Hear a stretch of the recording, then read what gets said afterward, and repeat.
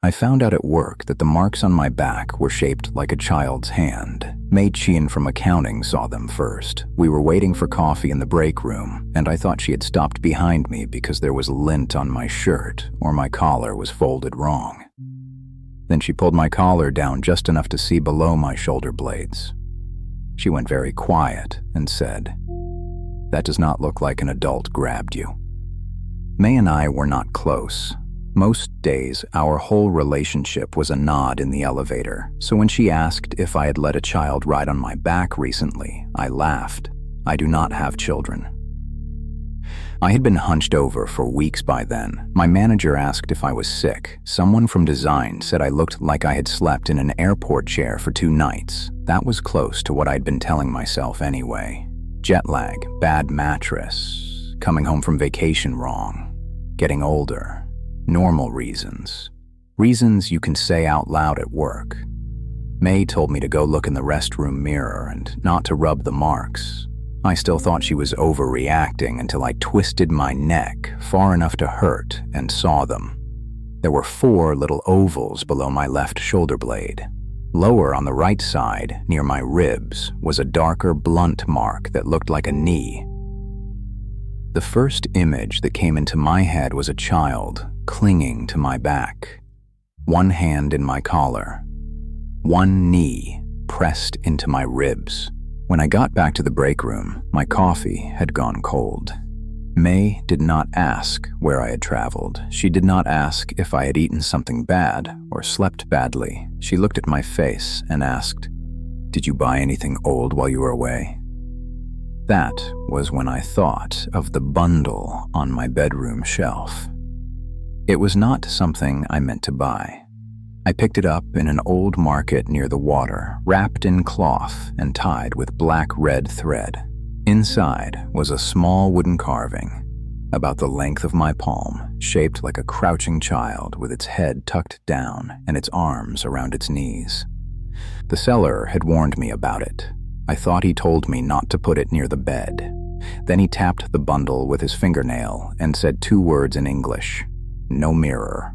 I kept it on the shelf in my bedroom for almost 3 weeks. By the time Mei asked me about it, the thread around the cloth had gone tight enough to bite into the fabric, and the figure inside felt lighter than it had when I bought it. I still tried normal explanations. A doctor told me my neck muscles were tight. She asked if I'd changed pillows, if I'd been under stress, if I sat at a desk all day. All of those things were true. Yes. For 2 days, I did the stretches. I slept with a towel under my neck. I stopped drinking after dinner. I set my phone across the room so I would not scroll before bed. The sleep app said I got just over 8 hours. I woke up with my face in the pillow, both hands numb under me, and my shirt twisted backward like somebody had been pulling the collar while I slept. That morning, there was a new mark under my right shoulder blade. I did not tell Mei right away. I did not want to be the kind of person who brought a vacation souvenir to work because a coworker had made him nervous. So I waited until lunch when the floor was half empty and took the bundle out of my backpack. Mei's face changed before she even touched it. She put her chopsticks down, wiped her hands on a napkin, and said, "Why did you bring it here?" I told her she had asked what I bought. She said, "I asked so you would leave it alone." I unwrapped one corner of the cloth to show her. She reached across the table and pressed it shut with 2 fingers. "Do not open it here," she said. "Do not put it back in your bedroom. Do not let it face a mirror." I asked if she meant it was a charm. She said, "Not for you." I wish I had listened then. Instead, I went home and threw the bundle away. My building has a trash room on the 1st floor. You need a fob to get in. I carried the cloth bundle downstairs in a grocery bag and put it inside the big black bin under 2 pizza boxes and a broken floor lamp. I took photos because I already knew I would not believe myself later. The weight on my back got worse before I reached my apartment. That is the part people misunderstand when I tell it. They assume I mean I felt guilty or scared or suddenly aware of my posture. No. I mean my knees bent in the elevator. It felt like somebody had climbed onto me between the first and third floor, not a full adult weight, more like a sleepy child being carried from a car, all the heaviness concentrated in the knees and arms. The bundle was still in the trash room. The shelf in my bedroom was empty. My back was not. After that, I stopped sleeping normally. I could doze for 20 minutes, sitting upright on the couch, then jerk awake because my head had dipped too far forward, and something behind me seemed to shift. Lying flat was worse. The moment my shoulders touched the mattress, the pressure spread across me, warm and close, like small limbs settling into place. I moved the mirror out of my bedroom. I covered the bathroom mirror with a towel. Then, I forgot one morning. Steam covered the bathroom glass. I wiped a clear patch with my palm, brushed my teeth, and bent to rinse my mouth. When I straightened up, there were two cleared places in the fogged mirror. One was mine, at face height, where I'd breathed. The other was lower, just behind my right shoulder. It was only a small oval in the steam, low enough that it should have been in the empty air behind me, as if something there had leaned forward and breathed out. I left work early and called May from the sidewalk. She did not say I told you so. She asked where the bundle was. When I said I had thrown it away, there was a pause long enough for traffic noise to fill the line. "Can you stand straight?" she asked. I tried. I could not. May took me to Mr. Lin that evening. From the street, his place looked like a paper goods store wedged between a tax office and a nail salon. Not a temple, not a fortune teller's place. A woman at the counter called him Uncle Lin and waved us through a curtain. There were 3 plastic chairs, a kettle, a low cabinet, and an old mirror wrapped in faded cloth. Nothing theatrical. Mr. Lin did not ask to see the wooden figure first.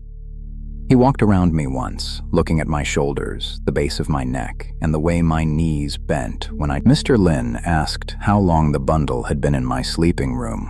I told him 3 weeks. I asked if it was cursed, because cursed still sounded like the object was the problem. Objects can be thrown away. Mr. Lin shook his head. "You are thinking about the thing," he said. The thing was only where it waited. Then he unwrapped the mirror. It was maybe the size of a serving tray, with a dark wooden frame and cloudy glass. He set it against the cabinet and told me to stand with my back to it. I said I did not want to. He said, "Good, then you understand enough."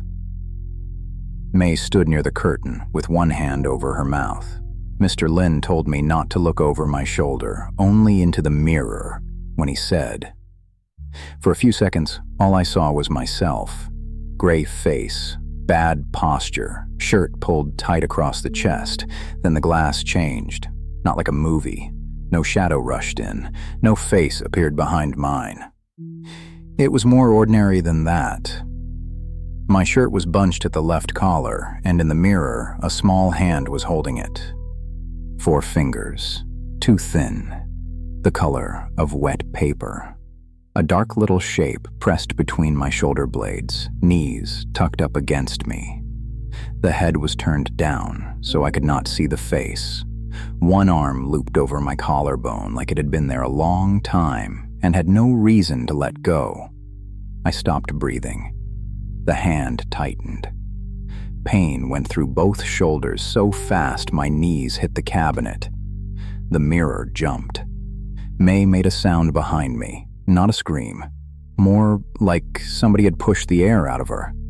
Mr. Lin covered the mirror. "Do not call it a name," he said. That was the only time his voice sharpened. I sat in the plastic chair, shaking so hard the legs clicked on the floor. Mr. Lin poured hot water into a paper cup and made me hold it with both hands. Then he said the part I kept trying not to understand. "You cannot give it back by throwing the wood away," he said. "You already carried it out." I told him I would pay whatever it cost.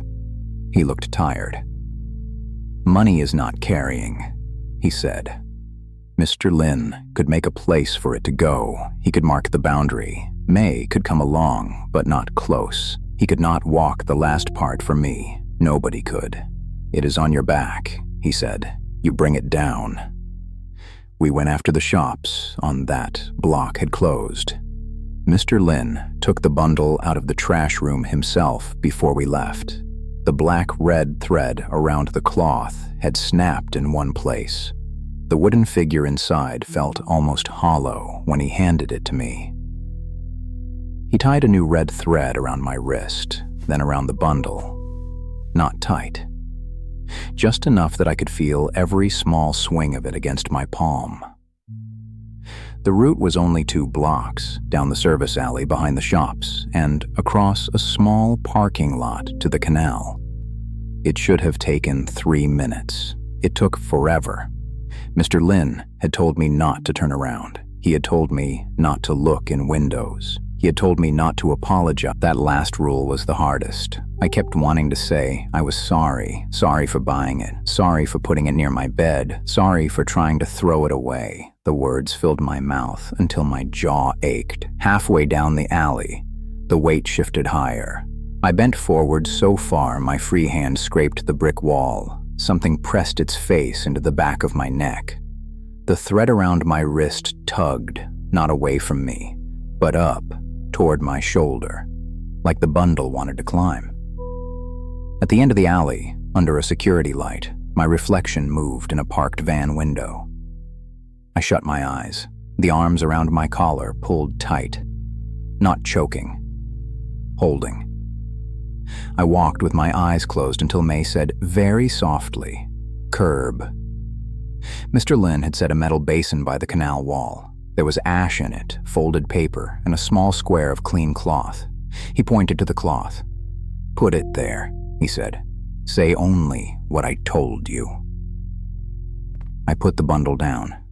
For 1 second, nothing. Then the weight became so heavy that both my knees hit the concrete. The red thread burned across my wrist. Something small and cold pressed its forehead between my shoulder blades. I said, "This is not your place." The hand at my collar tightened. I said, "Come down now." I expected a scream.